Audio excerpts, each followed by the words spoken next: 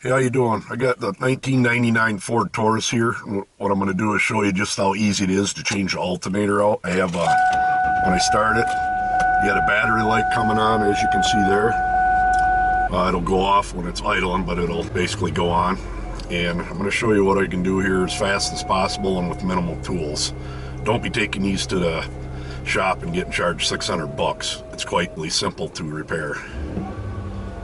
Now this specific car, the alternator's on top the motor here, and a lot of them are. So the first step is removing the positive side of the battery cable just to play it safe. Next step, just grab a little screwdriver and break these clamps free, tabs open to remove the wiring.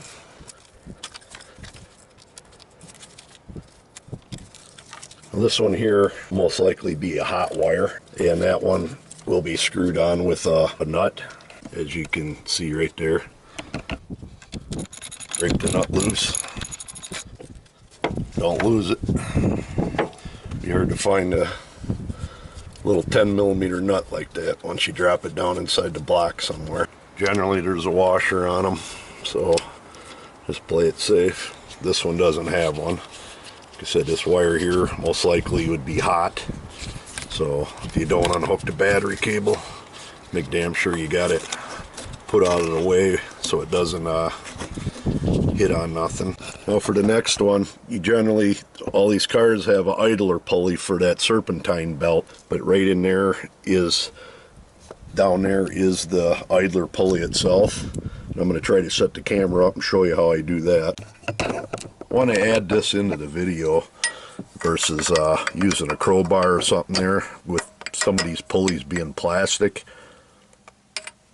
Like on a Ford, you can take a 15mm wrench and position it onto the tensioner, that nut. Hopefully you can see it. And then you take another larger wrench, put it over that wrench like so. You just turn it, and what that does is gives you slack to take your belt on and off with ease. But figured I better throw this in and not use the crowbar like I actually used, because you can damage stuff. Trust me, I've done it.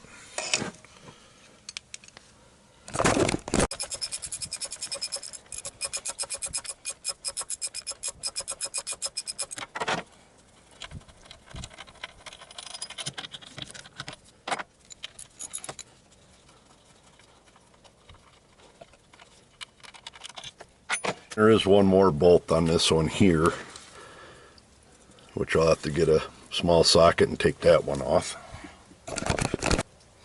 That's an 8mm.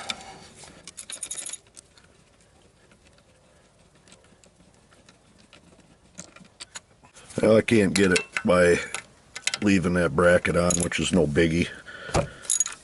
Another 2 minutes, you can take that bracket right off.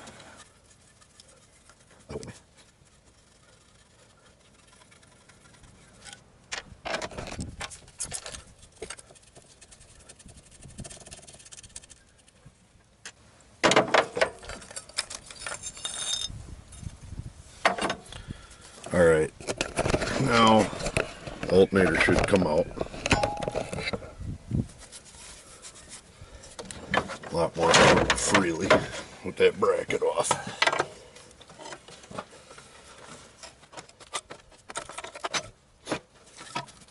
And there's the alternator.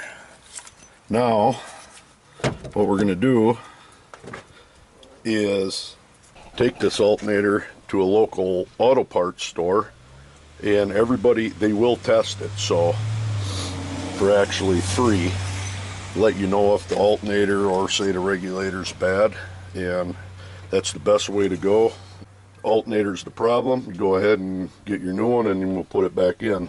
Taking it apart, as you've seen, was not that bad.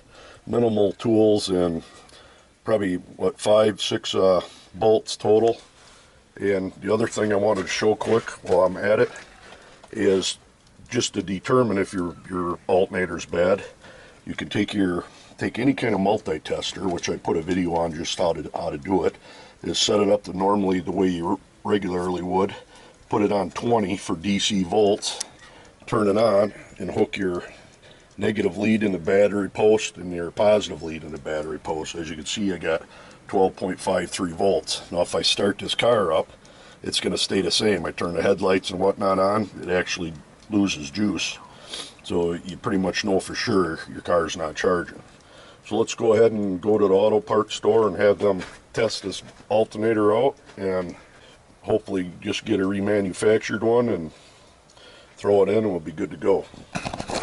Well, went to the local auto parts store, AutoZone, and brought the old alternator in, and they tested it, and the alternator is bad. So picked this one up, and we're going to get this put back in.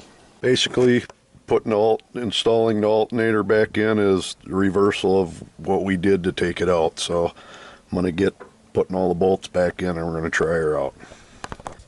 Once that's on, you can commence to hooking the wiring back up.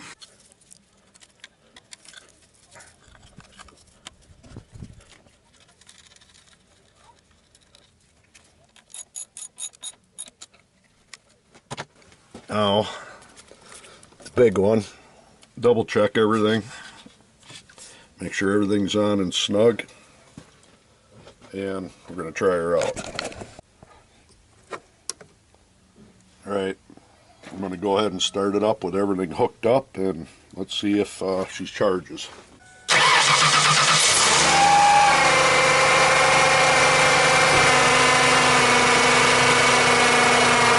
There you go.